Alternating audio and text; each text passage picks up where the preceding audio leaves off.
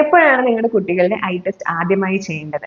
Ideally ഒരു 3 വയസ്സിന് ശേഷമാണെങ്കിൽ ഒരു കംപ്ലീറ്റ് സ്ക്രീനിങ് നമുക്ക് ചെയ്യാൻ പറ്റും. കാരണം അവരുടെ വെർബൽ റെസ്പോൺസ് നമുക്ക് കുറച്ചും കൂടി യൂസ്ഫുൾ ആയിരിക്കും. ജനിച്ച ഉടനെ എന്തെങ്കിലും ബർത്ത് ഡിഫെക്ട്സോ അല്ലെങ്കിൽ കോംപ്ലിക്കേറ്റഡ് ഡെലിവറി അങ്ങനത്തെ കേസസിലൊക്കെ ഡയറക്ട്ലി ഒരു പീഡിയാട്രിക് ഒഫ്താൽമോളജിസ്റ്റിനെ കൺസൾട്ട് ചെയ്യുന്നത് നല്ലതായിരിക്കും. ഇനി കണ്ണിന്റെ ഡീവിയേഷനെ കുറിച്ചിട്ട് പറയുകയാണെങ്കിൽ ചെറിയ എമൗണ്ടിലുള്ള കൃഷ്ണമണിയുടെ ഡീവിയേഷൻ ഓക്കെയാണ്. കാരണം കുട്ടികളുടെ നേസൽ ബ്രിഡ്ജ് കുറച്ചും കൂടി വൈഡൻ ആയിരിക്കും. ഏജ് ആവുന്നതനുസരിച്ചായിരിക്കും അത് കുറയും. അതുകൊണ്ട് തന്നെ ഇല്ലാത്ത ചെറിയൊരു ഡീവിയേഷൻ നമുക്ക് തോന്നിക്കും. പക്ഷേ എക്സസീവ് ആയിട്ടുള്ള ഒരു ഡീവിയേഷൻ തോന്നുകയാണെങ്കിൽ അത് സ്ക്വിന്റ് അഥവാ കോങ്ങണ്ണിന് ചാൻസസ് ഉണ്ട്. സോ അങ്ങനെയുള്ള കേസസിലും ഹോസ്പിറ്റലിൽ ഒരു ചെക്കപ്പ് ചെയ്യേണ്ടതാണ്.